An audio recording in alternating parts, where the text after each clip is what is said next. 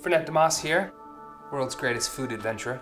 You know, it was funny, the other night I had some people over for dinner and I brought out some of my packed peppers in oil. These are a spicy pepper that my mother taught me how to make. You serve them as kind of accompaniment to whatever you're eating. Think of it like a hot sauce. And my friend Christina had these and said, gosh, Fernet, these are fantastic. You gotta jar and sell these things. So I got the idea to jar and sell these things. They're called Fernet's Good Peppers. What? No. These are called Fernet's Good Peppers. And the tagline on these peppers is, they're good peppers. But I thought, you know what, I should show the people at home how to make these peppers because they are so simple to do. So we have our ingredients all here. We have grapefruit, we have limes. These are all local. You want to shop local, keep it local. These are oranges. Local garlic, it's a Russian red. This is a fleur de sel. Good quality salt doesn't burn your palate. It's a smoother taste. You always want to use good quality salt. This is an organic vegetable oil, and we have a Fresno pepper. I used a Fresno pepper today because when I was shopping, this is what looked the best, and that's really how you should shop. Normally when you're making dishes, you get inspired by what looks good at your produce stand. These Fresno peppers look great, but really you can use any pepper you want. My mother would always use a pepperoncini. You know, you could use a ghost pepper if you want. That's going to be extremely hot and you would only need a little bit. The Fresno pepper is sweet with a heat at the end of the palate, so you can really use a bit more, but all peppers will work for this recipe. Okay, so let's get started. Any dish that I start, I always grab a red cabbage. I'll cut that in half. And now I'll cut it in half one more time. And what I'll do now is I'll julienne.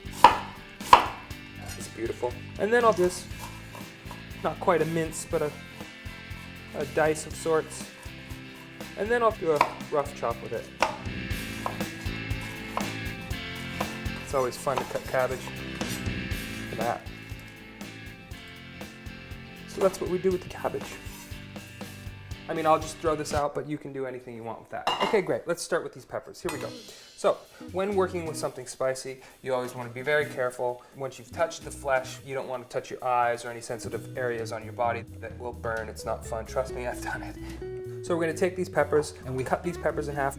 I'll cut them in half again lengthwise, and then I'll take them down to maybe a bit bigger than a dice. Cooking is a lot of how you feel on the day. You don't really have to be consistent so much with this dish, but I feel like that's a good size, so that's what I'm going to stick with today. Now, once you have all your peppers chopped up in a bowl, this is when we would add some salt. And be liberal with the salt. You need a lot of salt for this dish. I'm going to go 3 huge pinches. I'm going to work this around a little bit. You could do this with a spoon, but I like getting into my food, so I'll mix it up with my hands a bit. Okay, now we have this.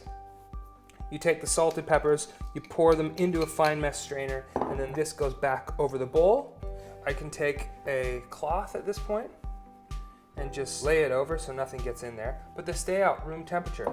And every, 12 hours, you can lift up the rag, you can just kind of agitate the peppers, working around the salt, and you'll see what'll happen now as the salt touches the peppers, the liquid is going to leach out of the bottom of the peppers and go into the bowl. It's essentially dehydrating the pepper.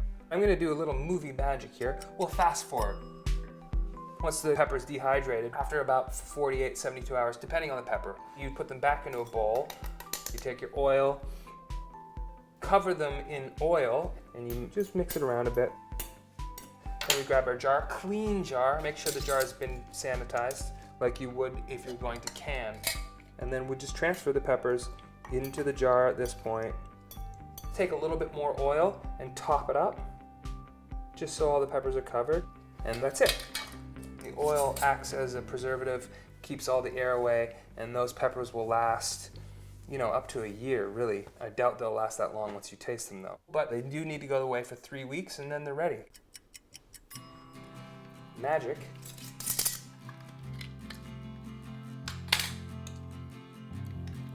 See, these peppers are completely different. They're thin, they're leached out, and this taste on them is unbelievable. But, wow, salty and spicy, but not too spicy. They're just unbelievable. You know what? I think peppers are great for the whole family. And yes, generally kids don't like peppers because they're spicy, but when I've done with these peppers, you'll buy them in the stores. You open it, oh, digging around. Oh, those are peppers. Yeah, more peppers. Oh, look what I found. Oh, that's not a pepper.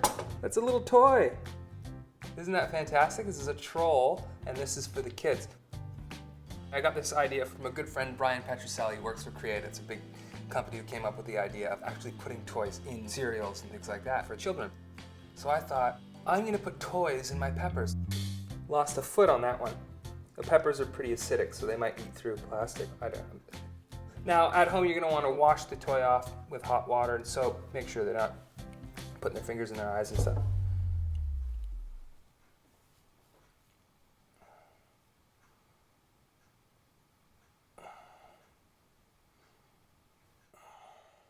Fernet Dumas here.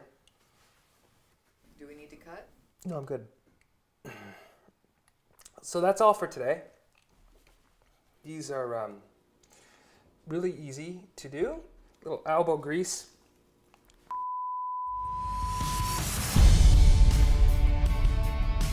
Oh, I got some of the peppers in my eye. Oh, I need milk or something. Do we have?